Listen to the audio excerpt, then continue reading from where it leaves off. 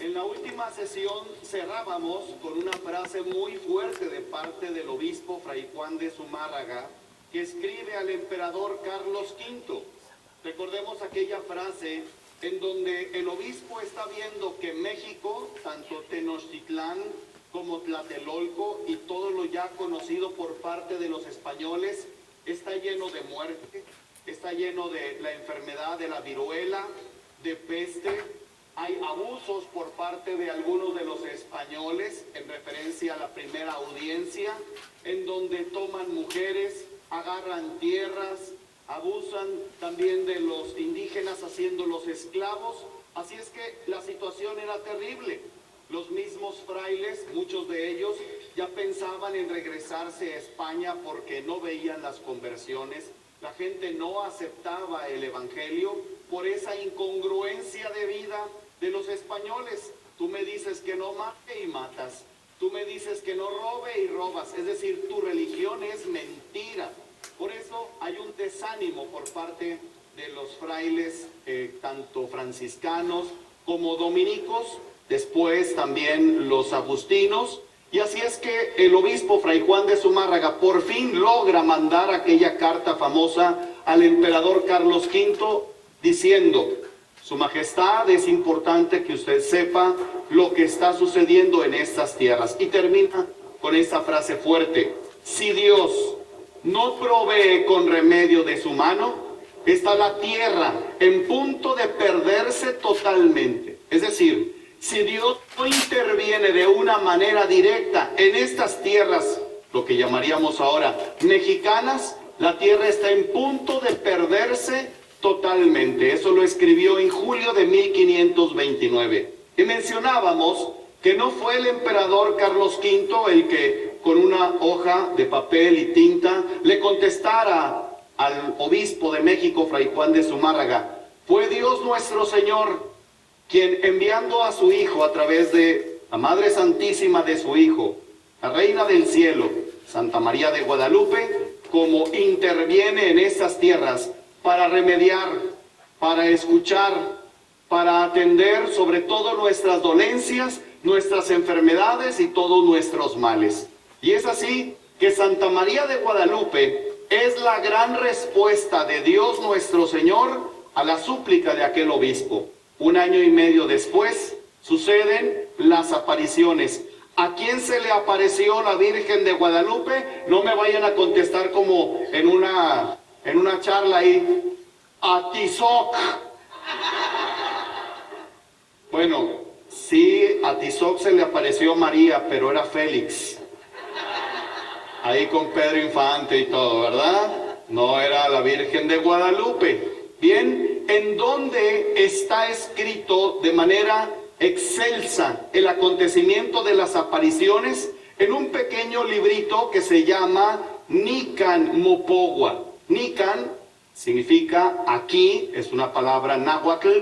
Mopogua narra o se narra, mo se pogua narra. Aquí se narra o también se puede traducir aquí se relata. Este escrito fue realizado por el indígena Antonio Valeriano.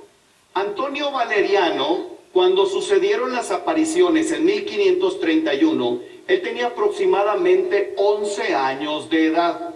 Ya dijimos, ya hablamos acerca de la memoria tan increíble de nuestros muy queridos indígenas, cómo se aprendían todo de manera puntual.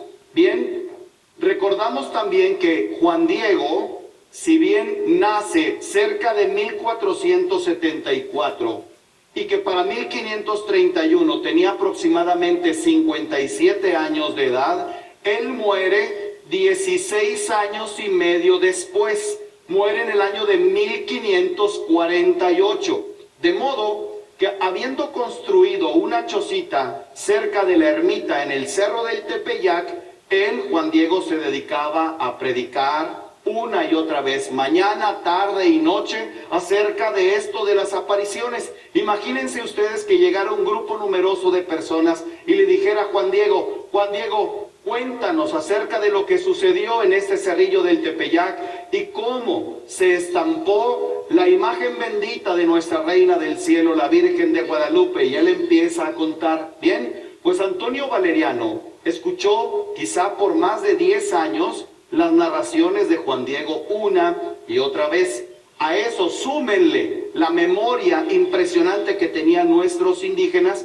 Por eso Antonio Valeriano, que después fue alumno de la Escuela de la Santa Cruz en Tlatelolco, alumno de Fray Bernardino de Sahagún, después fue profesor en esta escuela de Tlatelolco y después fue gobernador de la Ciudad de México. Así es que vemos que se trata de una persona muy inteligente, una persona muy capaz, que hablaba náhuatl en su perfecta expresión, hablaba también español y hablaba también latín. Así es que vemos que el que escribe este pequeño librito, Las Apariciones, es una persona letrada. Pero el énfasis no está en que Antonio Valeriano haya sido una persona letrada. El énfasis está en que él está transmitiendo fielmente, así como dice San Pablo, les transmito lo que a la vez yo he recibido, lo que sucedió del 9 al 12 de diciembre. Está contando lo que Juan Diego dijo, palabra por palabra. ¿Que hay mano de Antonio Valeriano? Hay mano, obviamente. Hay que cubrir algunas cosas, hay que revestir algunas cosas, hay que poner una introducción, hay que poner un final, hay que explicar algo para que se entienda de una mejor manera. Pero lo hace de manera tan bella, de una forma tan excelsa, que es el mejor escrito que nosotros tenemos sobre las apariciones de Santa María de Guadalupe. Hay una copia original en Nueva York, en una biblioteca, en la colección Lenox, está una copia original. O sea, ya está muy desgastada porque pues es muy antigua, cerca de 1550 aproximadamente es esa copia. Y uno dice, padre, ¿por qué está allá en Nueva York? ¿Por qué está allá en la librería, en la biblioteca, en la colección Lenox? Bien, los Estados Unidos cuando invaden México se llevan muchas cosas de nuestro país. Una de ellas es eso. Qué bueno que la tienen ellos, porque así está bien cuidadita, así está bien guardadita.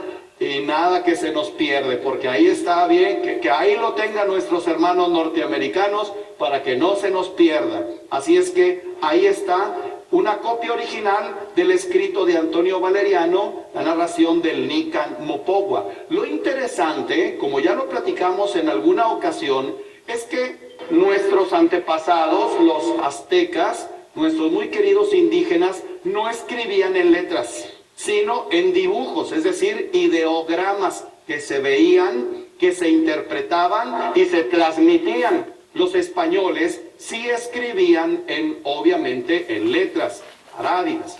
Así es que el Nican Mopogua es una especie como de mestizaje. ¿Por qué? Porque no son dibujos, son letras.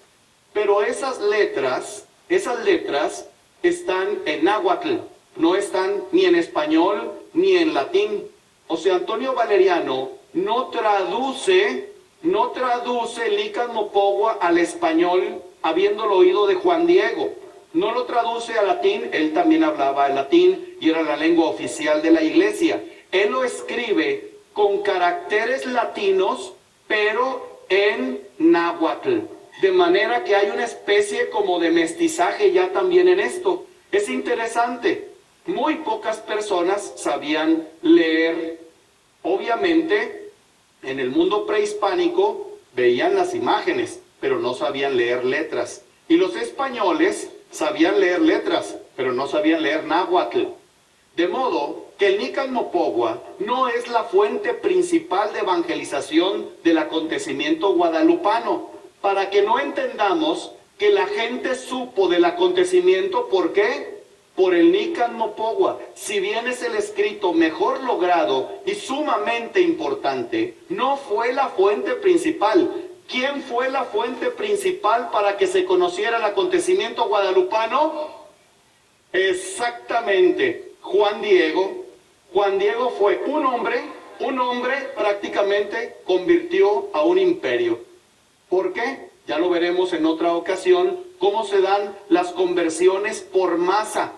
Multitudes se acercan a escuchar a Juan Diego, a ver la imagen y a irse a bautizar. Dirá Motolinía que diariamente se bautizaban entre 14,000 y 15,000 personas. Así es que fue una conversión en masa, y todo por la predicación de un solo hombre llamado Juan Diego. Es el primer y el principal promotor de la devoción, obviamente, guadalupana y del conocimiento guadalupano.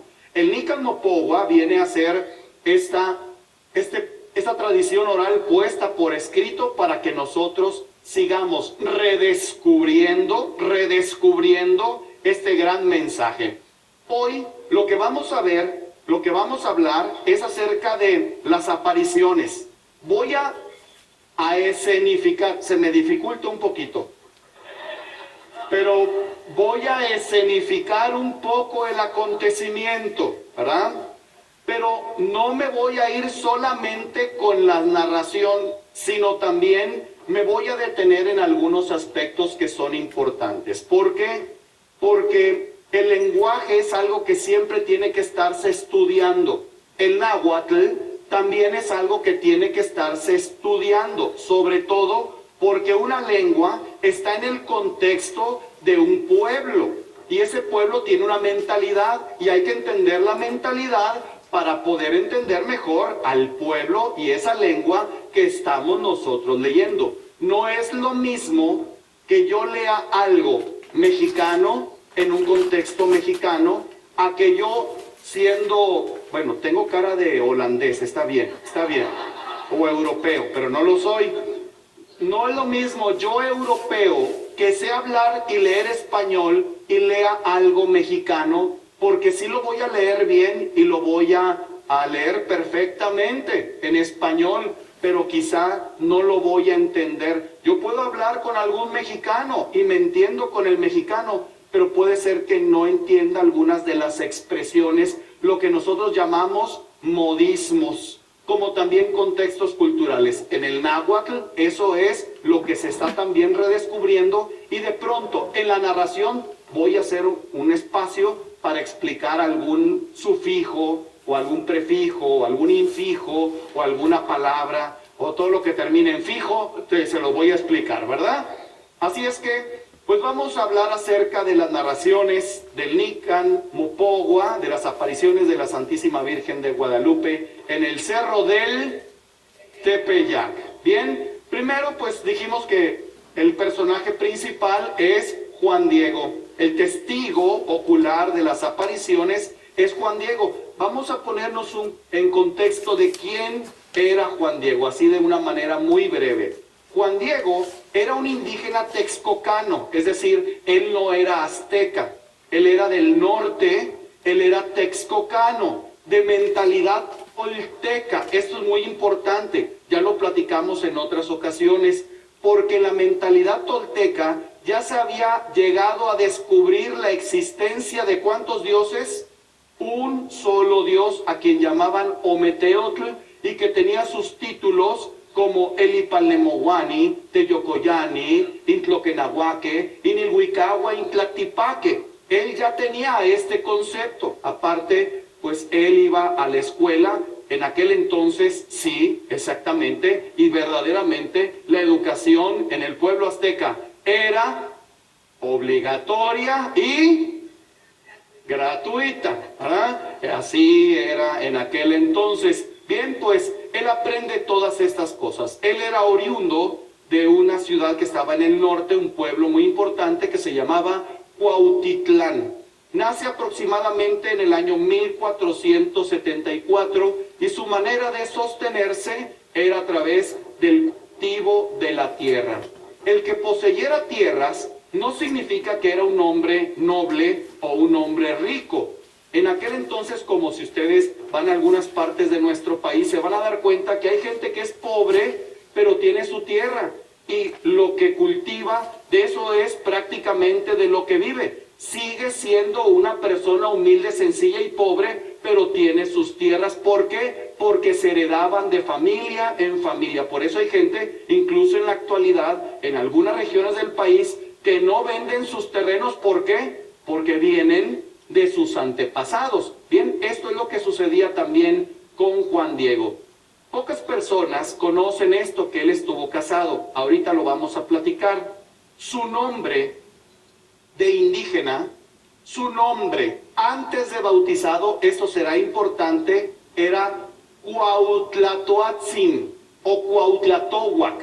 Tlatoani significa el que habla, el que tiene autoridad y derecho para hablar. Cuau, imagínense, Cuau, como Cuauhtémoc, ¿verdad? Cuau significa águila. Cuando veamos aquí en el ángel que las alas son de águila, vamos a entender mejor esto de Juan Diego, ¿verdad? Su nombre de indígena era Cuautlatohuac o Cuautlatoatzin, que significa el águila que habla o el que habla como águila. Esto es importante. Él estuvo casado con una mujer que se llamaba, como indígena, Malintzin.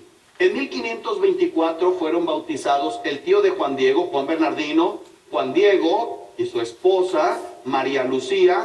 Su nombre era Malintzin. Después del bautismo en 1524, muy probablemente bautizado por Fray Toribio de Benavente Motolinía, se convierte al cristianismo. Él era politeísta, él era obviamente de mentalidad tolteca, era de la población del imperio azteca, él era politeísta, pero se convierte al cristianismo, se bautiza en 1524 y se hace cristiano junto con su esposa y también su tío Juan Bernardino, seguramente más familiares también. Él pues tiene la desgracia de que muere su esposa 5 años después, en 1529, en el mismo año en que el obispo Fray Juan de Zumárraga manda la carta al emperador: si Dios no provee con remedio de su mano, está la tierra en punto de perderse totalmente. En 1529 muere María Lucía. Ambos se habían ido ya a vivir no en Cuautitlán, sino a Tulpetlac. O sea, Juan Diego se casa con María Lucía, vive en Cuautitlán, pero en la casa, ¿quién es la que manda? La mujer, ¿verdad? Pues María Lucía quiere irse a vivir a Tulpetlac porque ahí tiene familiares. Juan Diego también, y se va a sus tierras junto con su tío Juan Bernardino, son tierras familiares, y se van a vivir a Tulpetlac. De Tulpetlac es de donde Juan Diego correrá hacia Tlatelolco para escuchar las enseñanzas de los sacerdotes. Bien, pues Juan Diego aproximadamente en el año de 1531 tenía 57 años. Ya saben que el siglo para los aztecas era de 52, porque era la multiplicación de 4 por 13. El 4, que era un número muy importante, el 13 también. El siglo azteca era de 52 años. ¿Qué quiere decir? Que Juan Diego, para el instante de las apariciones, ya era un anciano, ya era una persona mayor. Bien, pues uno puede decir: padre, pero si en la película Julio Alemán se ve bien joven, padre. Pues sí, en la película, señora, pero en la historia, Juan Diego ya en la mentalidad indígena ya era una persona anciana. Bien, 9 de diciembre, 1531, muy de madrugada, hacía mucho frío. Si ustedes van a aquellos lugares, Cuautitlán, Ecatepec, todas esas partes del norte de la Ciudad de México, pues saben que hace frío. Y en invierno, pues hace mucho frío, que con camisa, suéter, chamarra, no puedes calentar el cuerpo porque está haciendo mucho frío. En aquel entonces, no solamente hacía frío, sino que escarchaba. O sea, había hielo en el suelo, se quemaban los abrojos, los espinos. Todo eso se consumía por el frío y por el hielo. Juan Diego se envuelve en su tilma cerca de las 2 de la mañana y sale corriendo. ¿De dónde? De Tulpetlac hacia Tlatelolco. Y al ir corriendo tenía que pasar por un cerrillo que se llama, es una zona montañosa, pero había que terminar con un cerrillo que se llama Tepeyac. Acuérdense ustedes que Tlatelolco estaba en el islote. El islote estaba comunicado con tierra firme por una calzada. La calzada norte se llamaba Tepeyac. ¿Por qué? Porque en tierra firme tocaba con un cerrillo que se llamaba y se llama Tepeyac. Bien, pues Juan Diego tenía que pasar por el Tepeyac a fuerza, tenía que pasar por ahí. Bien, pues ya cuando se acerca al Tepeyac y llega a esa montañita, antes de cruzar o empezar a tomar la calzada, oye cantos, como de pájaros, que sobrepujaban, es decir, por encima de al del Coyoltótotl y del Siniscan. Esto es muy importante, porque estas dos aves, según lo que nos dice Antonio Valeriano en su escrito Nicalmopogua, estas dos aves tienen un significado.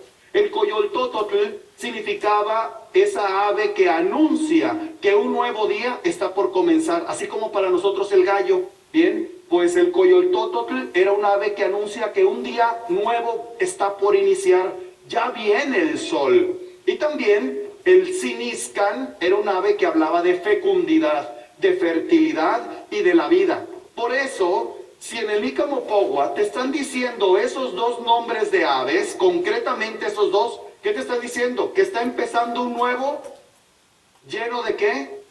De la vida. Es un nuevo día que está lleno de la vida, en medio de la muerte, de la destrucción, en medio de esa situación tan terrible, a 10 años de la conquista, donde hay enfermedad, viruela, peste y muerte por todos lados, está empezando un nuevo día lleno de la vida. Acuérdense ustedes, también ya lo hemos mencionado, que el canto in Xochitl, in Cuicatl, o sea, el canto era una manera en cómo Dios se comunicaba con el hombre, como también el hombre se comunica con Dios. Por eso Juan Diego empieza a preguntarse, porque el canto significa que la comunicación de Dios para con nosotros se detiene y se empieza a preguntar, ¿en dónde estoy? ¿En dónde me veo? ¿Acaso estoy soñando? ¿Acaso me encuentro en la tierra del maíz y de las flores? ¿Acaso me encuentro en la tierra del sustento y de nuestra carne? ¿Acaso estoy en la tierra celestial que nos narraron nuestros antepasados? Y es ahí que se guarda un silencio profundo, dice el Nicalmopogua, y se escucha su nombre, Juanzi, Juan Diego Tzi. Es interesante el nombre, ¿eh? ¿Por qué? Porque en la narración, en algunas traducciones, ya viene la traducción literal. Por ejemplo, Juanito, Juan Dieguito. ¿Eso está bien? Sí, porque la terminación sin se traduce ito, pero significa, eso es diferente, el significado profundo de esa terminación en un nombre es digno u honroso.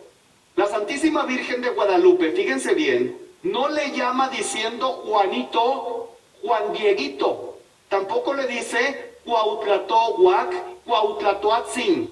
O sea, o puro náhuatl o puro español. Hace ese mestizaje.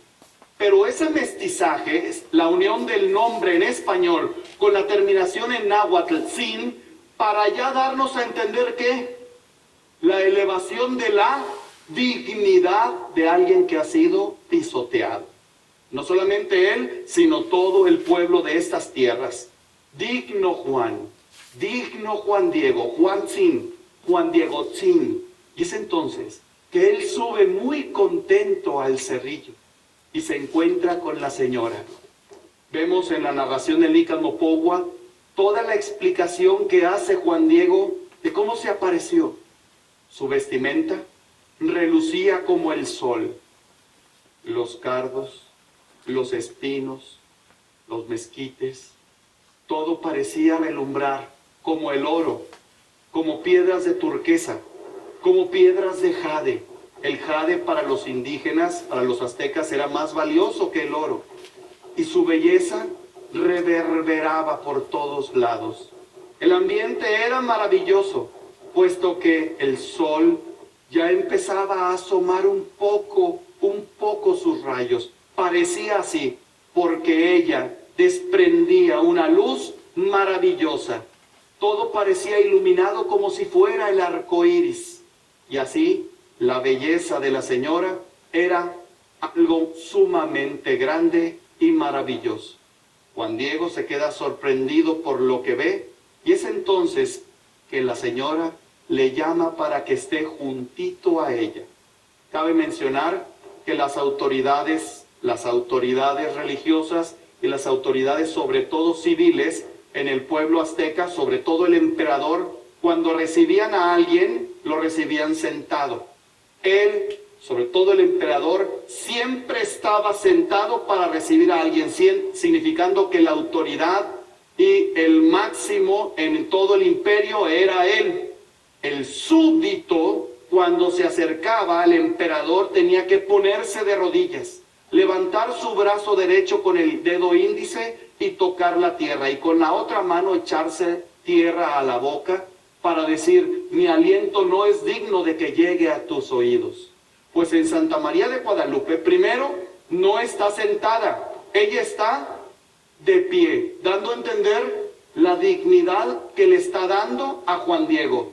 Aquí, aunque Juan Diego se postra, obviamente es una actitud natural. Aquí ella no está pidiendo ni dedo en el piso, ni tierra en la boca. ¿Qué es lo que está pidiendo ella? Que él se acerque. Mientras el emperador marcaba distancia y era imposible dirigir la mirada al rostro del emperador, Santa María de Guadalupe le pide a Juan Diego que se acerque a ella. Y entonces le pregunta: Juanzin, Juan Diegotzin, Noxocoyo, es decir, Juanito, Juan Dieguito, el más pequeño de mis hijos, ¿a dónde vas? ¿A dónde te diriges?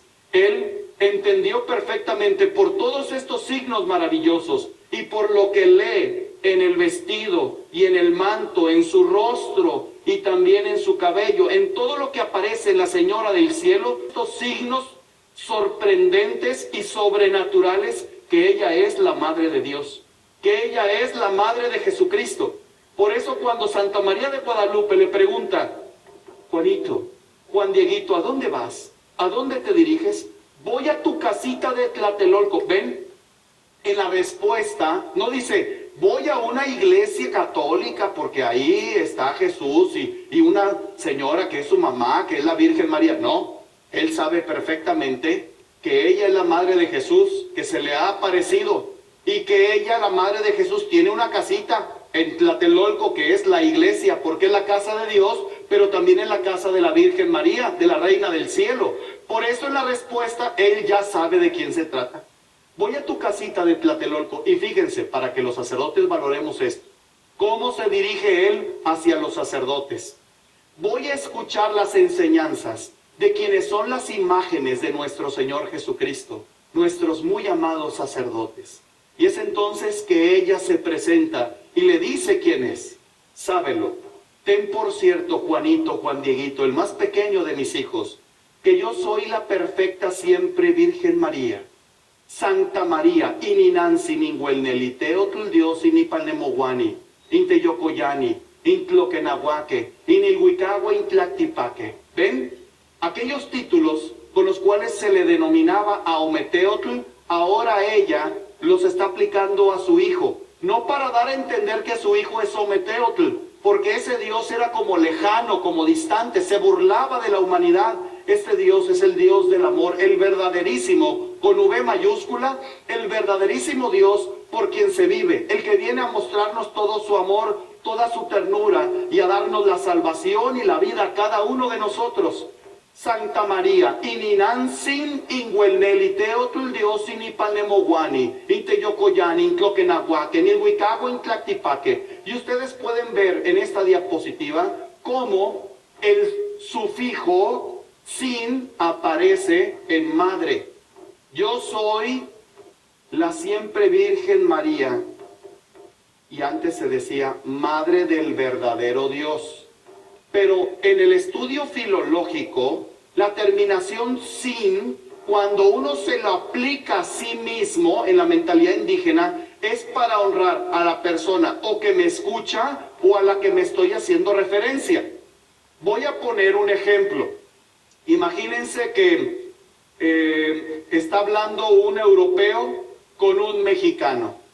Y el mexicano le dice al europeo: oye, en tu humilde casa hay unos tamalitos, ahorita que estamos en época de tamales, ¿verdad? En tu humilde casa hay unos tamales. Y el europeo que habla español, pues se saca de onda y le dice al compañero: oye, porque al compañero mexicano, oye, ¿por qué está diciendo que mi casa es humilde? Y aparte, que hay tamalitos. En mi casa no hay tamales, allá en Europa no se dan. Pues, ¿el mexicano qué le va a decir? No, es que no se refiere a tu casa. ¿A qué casa está refiriendo? En la mentalidad indígena, se trata de honrar a la persona que escucha. O sea, mi casa es tan humilde, tú eres una persona tan grande que yo tengo que hacer más humilde mi casa. O también cuando digo, en la casa de todos ustedes pueden encontrar cobijo, alimento, etc. ¿A qué casa me refiero? A mi casa. Es la cortesía que llamamos cortesía indígena. Cuando Santa María de Guadalupe dice, Ininansin, quiere decir que ella es la que tiene el honor y la dicha de ser la Madre de Dios. ¿Sí? No es Santa María la Madre del verdadero Dios por quien se vive, sino quien tiene el honor y la dicha de ser la Madre del verdadero Dios por quien se vive, el creador de las personas, el dueño de la cercanía y de la inmediación, o sea, el que está en todas partes, el dueño del cielo y de la tierra. Y mucho deseo que en el llano del Cerrillo se me construya mi casita sagrada donde lo mostraré, lo ensalzaré, al ponerlo de manifiesto.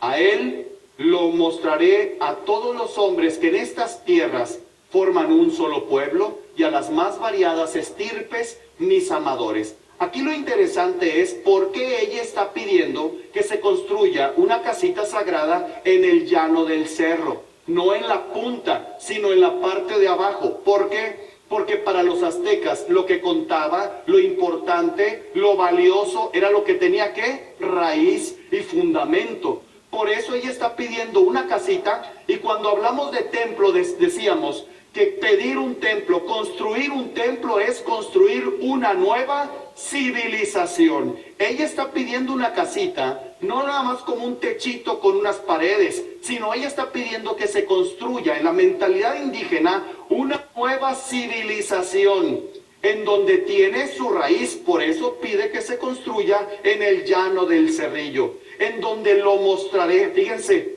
no donde me mostraré, donde lo mostraré. ¿A quién? A su Hijo, a nuestro Señor Jesucristo. Lo va a ensalzar al ponerlo de manifiesto con todo su amor persona. A Él, que es su mirada compasiva, a Él que es su auxilio y su salvación, como también es Jesucristo, nuestro auxilio y nuestra salvación. Ella, fíjense, Santa María de Guadalupe nos está diciendo que el centro de la historia, el más importante de la historia, es su Hijo nuestro Señor Jesucristo. Ella, Santa María de Guadalupe, es una mujer cristocéntrica. Está poniendo a Jesucristo en el centro de la historia y también en el centro del acontecimiento guadalupano. Porque yo en verdad soy tu madre. Fíjense, primero dijo que era madre de Dios. Ahora dice, porque yo en verdad soy tu madre, tuya y la de todos los que en estas tierras forman un solo pueblo, y de las más variadas estirpes mis amadores. Es una forma elegante de decir que ella es madre de toda la humanidad. ¿Bien? Ahí, o sea, en la casita sagrada, escucharé sus dolores y sus penas.